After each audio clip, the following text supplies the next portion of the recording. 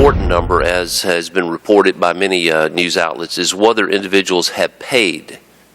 Does the administration collect this information? I'm just asking, do you collect this information? Right now, we're not, but we will be. When? As soon as that functionality is built. And so we don't know at this point how many people have actually paid for coverage. That's right. All right. I'm a little slow here, but that means essentially that the White House really does have no idea, for the time being, how many people have actually paid for Obamacare. To the man asking these questions, Mississippi Republican Greg Harper, because that's a big distinction, as you pointed out, Congressman. And it's one thing for folks to sign up. It's quite another thing for folks to pay it, because technically it's like when I go to Amazon.com or pick out items, they might be in my cart, but until I purchase them, I don't have them.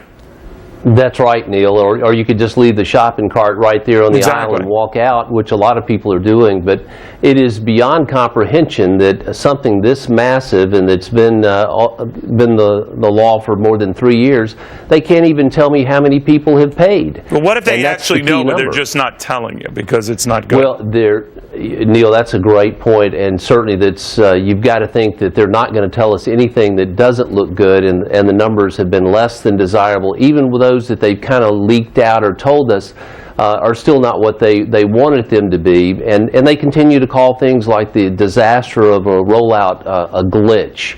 Well, it's much more disastrous than a glitch, and they've tried to downplay the negative info. And all we want are the facts and the truth, and it's just it seems to be difficult to get to. I understand it's human nature to sort of get out the good news or leak it out and hide the bad news or never get it out.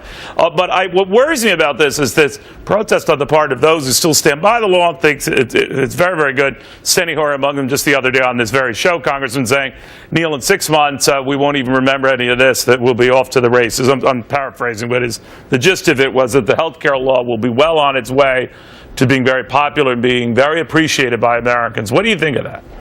Oh, Neil, I think that's what we would used to call wishful thinking, because the people that call us and have been notified of either their policy being canceled, even after the president said that they could keep it, period, if they liked it, and or the fact that they're getting increases in their deductible, decreases in the level of coverage, and it's costing them a fortune of money they need to spend on their family. There's nothing that's going to be good about that in 6 months. By the way, while I've got you here, this continues. I'm sorry, sir, that does stuff about whether insurance companies, if they're ever pushed to a corner like banks were before the meltdown, or after the meltdown, that Republicans would stand in lockstep against bailing them out, even though they were largely in lockstep about bailing the banks out then. You wouldn't do it with insurance companies now, is that right? I don't see a real mood to do that, but you can also see a shift in this administration of beginning to play the blame game, to say, well, if the coverage got dropped, it's really the insurance company's fault. And once again, that's not a true statement. But right. We'll see how this shakes out. But right now, they're playing very loose and free with the numbers, and that includes just about every category you have to consider to be suspect. It was a very revealing session today. Thank you, Congressman. I appreciate it. Thanks, Neil. Great to be with you.